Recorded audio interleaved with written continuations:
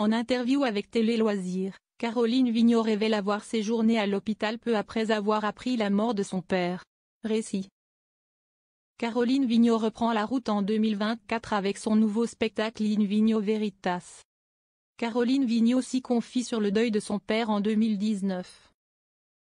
À Télé Loisirs, l'humoriste explique avoir été hospitalisée peu après la mort de son père.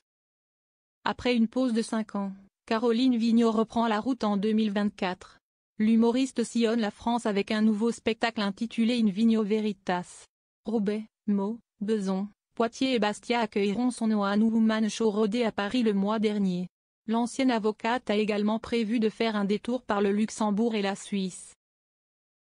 Pour son 4e seul en scène, Caroline Vigneault promet de dire enfin la vérité, toute la vérité, mais pas que la vérité. Culture woke, IA, légalisation de la drogue dans les EHPAD, danger du porno, problématique de genre jalonne un spectacle qui fait aussi la part belle à l'in-time. L'humoriste évoque notamment les 2 agressions sexuelles et le viol dont elle a été victime. Caroline Vigneault, j'ai même été hospitalisée. L'ex-avocate qui se qualifie d'hyperactive se confie aussi sur la mort de son père en 2019. Un événement douloureux qu'elle évoque avec pudeur à Télé Loisirs en ces termes, la mort de papa était tellement difficile pour moi que mon corps a très mal réagi. J'ai même été hospitalisée. Ça a été très violent. Je ne pouvais pas et ne voulais pas en parler. Confrontée à la mort de son père, l'humoriste explique avoir traversé plusieurs phases, la sidération, le détraquage corporel, la colère. Je ne comprenais pas pourquoi mon père et pas d'autres. Même dans ma famille, ce qui était assez affreux. Mon père est décédé avant son père. J'avais encore mon grand-père, ce qui était très difficile. Même si évidemment je ne voulais pas qu'il décède. Mais je trouvais ça illogique, anormal. C'était très dur, poursuit-elle. Caroline Vigneault, j'ai même été hospitalisée.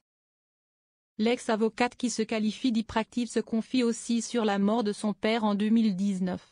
Un événement douloureux qu'elle évoque avec pudeur à Télé Loisirs en ces termes, la mort de papa était tellement difficile pour moi que mon corps a très mal réagi.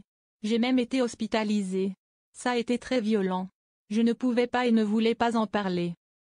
Confrontée à la mort de son père, l'humoriste explique avoir traversé plusieurs phases, la sidération, le détraquage corporel, la colère. Je ne comprenais pas pourquoi mon père et pas d'autres. Même dans ma famille, ce qui était assez affreux. Mon père est décédé avant son père. J'avais encore mon grand-père, ce qui était très difficile.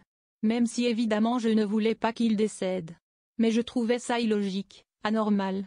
C'était très dur, poursuit-elle. Cette idée qui a aidé Caroline Vigneault à surmonter la mort de son père. Un remède très personnel a aidé Caroline Vigneault à venir à bout du deuil. Il y a cette idée que j'ai trouvée de l'omniprésence, comme je le dis dans le spectacle. Je parle à papa tous les jours, et ça me fait du bien, révèle-t-elle à nos confrères. Dès que je suis à Édouard Asset, théâtre parisien où elle a commencé sa tournée, note de la rédaction, je me dis qu'il aurait aimé voir ça. Il aurait aussi été fier que je sois maîtresse de cérémonie au Molière. J'en parle parce que je pense que si je suis passée par toutes ces phases, je ne suis pas la seule.